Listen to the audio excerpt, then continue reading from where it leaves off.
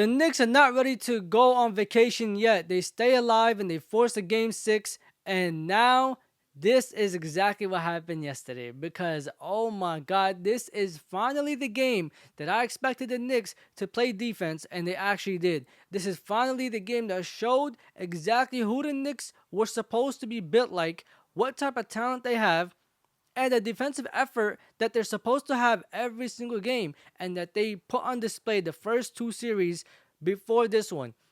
Because this one, the Knicks have not been playing like themselves. And mind you, I do understand. We're going back to Indiana for game six. I got the Pacers winning game six. I really don't think the Knicks are going to come back and win and then go to game seven and win that at home either. I genuinely think Game six is going to be won by Indiana. Unless somebody on the Knicks decides to play out of their mind. If Mikal Bridges decides to stop giving us 6 for 12, 6 for 13, and actually, decide to put up a 20, 30-point game, if he decides to actually make his shots, like I understand he's 50% yesterday, but you took 12 shots for 12 points. That is absolutely unacceptable. That's atrocious. Terrible.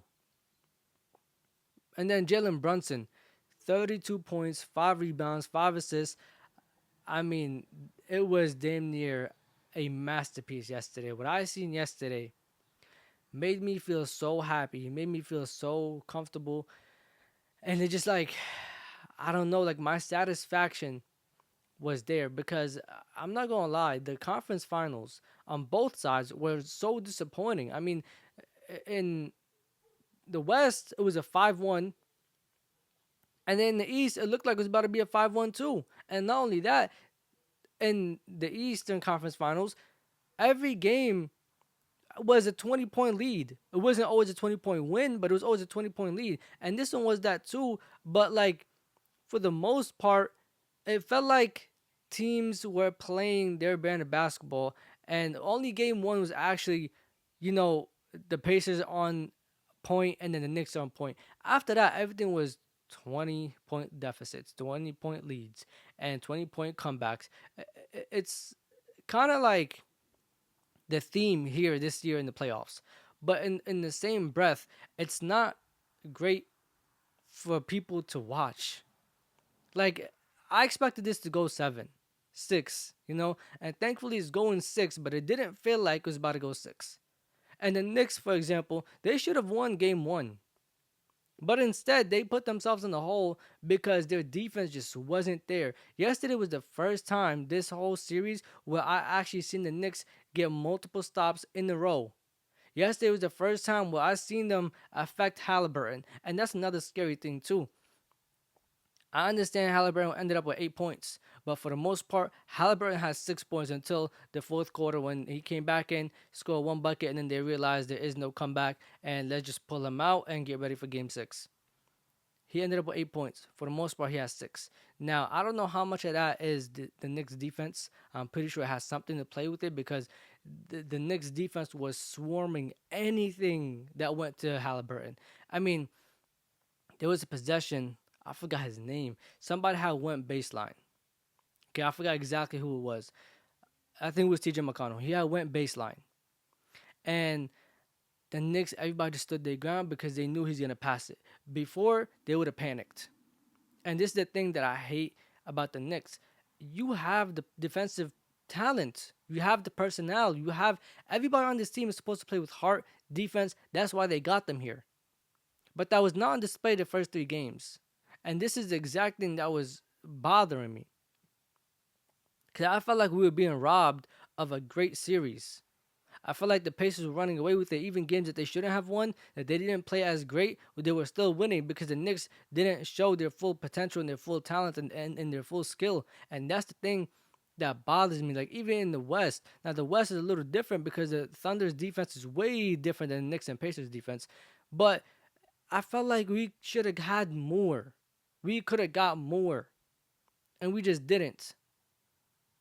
And again, my predictions for Game 6, I'm taking the Pacers. I said in the beginning of this whole series, now I knew I had the Knicks winning in 6, but I just knew this series is going to be 1-6. It's not going 7. Whether it's the Pacers or the Knicks, this series is going to be 1-6.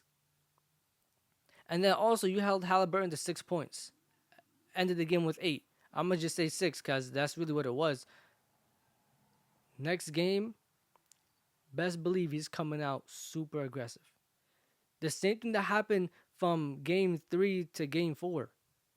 Game 3, Halliburton was played terrible. Game 4, he came out, had a triple double. A triple double, he had like 32, 12, and 15.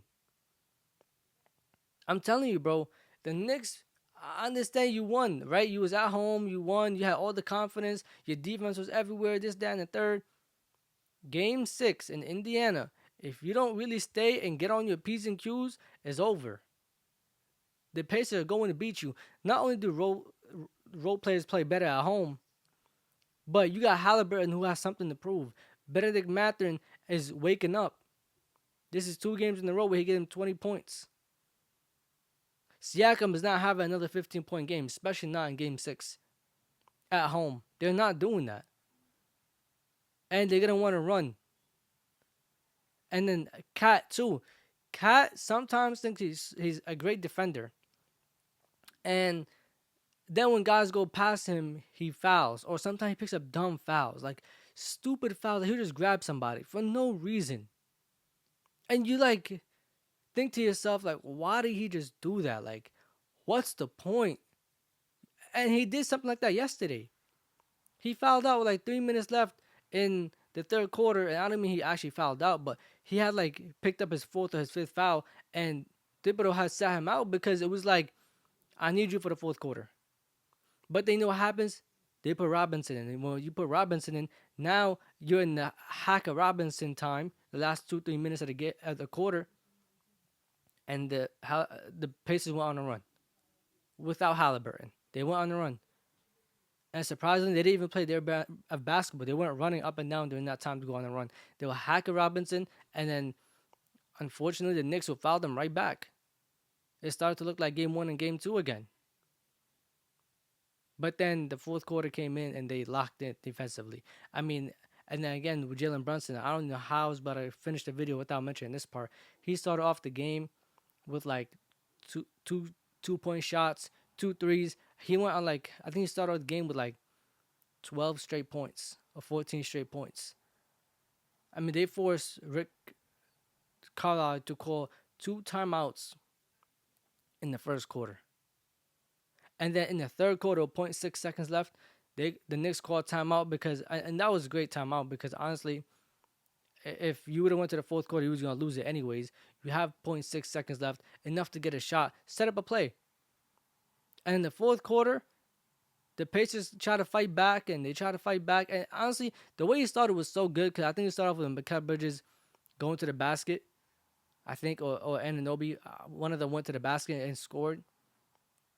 And then the Pacers try to push, and they got it to 10, but then the Knicks locked in again. They locked in defensively and offensively. But this means absolutely nothing because at the end of the day, you had all the hunger in your stomach. You had your back to the wall. You were at home. You had no choice but to play hard. The real challenge is going back to Indiana. The real challenge is pushing it to 7. The real challenge is doing this away from home.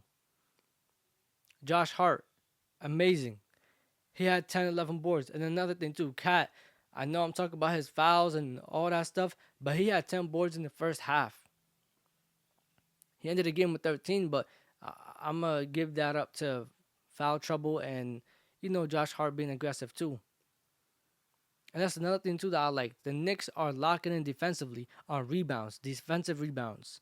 And offensive rebounds too. There's a time where I see them get like 3-4 offensive rebounds. This is exactly what the Pacers were doing to them in the first 3 games. And then on top of that, the 50-50 balls. The Knicks were diving for those. There was a time where it looked like 75-80% of the 50-50 balls went to the Pacers. And that's exactly what's going to hurt you. You cannot afford for 50-50 balls to go 75-25 or 80-20 in the Pacers' favor. You need to dive for the ball. And yesterday was a prime example. But like I said, this isn't a one-game type of thing. You need to show up in game 6. You need to perform, and you need to expect that Halliburton is not having another 6 point game. Halliburton is not having another 4, 5, 6, 7, 8 assist type of game. He's going for 25 and 14 assists. Siakam is not having no 15 points. He's going for 20 plus. Benedict Mathen, expect him to score. Other guys on the team, they're going to shoot and make their shots. They're going home. Pick your poison. You can't guard everybody. You can't give them everything, but you have to take something away. And the first 4 games, they were taking nothing away. Nothing was being taken away from the Pacers. Besides pace, sometimes. In game 4, the Pacers had all the pace. They were running up and down. It was a high-scoring game. But this defense last night was amazing because the Pacers scored less than 100 points. This is the first time this whole playoff run that the Pacers scored less than 100 points. That's defense right there. Now you have to do the hardest thing. Go to Indiana and do the same thing, if not better. You need to go to Indiana and do the same thing. And that's going to be a closer game. But you need to lock in defensively. When it matters the most, you need defensive stops. When it matters the most, you cannot give up offensive rebounds. It's simple keys to basketball, simple fundamentals that you cannot give up. But anyways, yeah, thank you so much for watching the video. Like, comment, subscribe, and share. This Real Talk with E. Safety.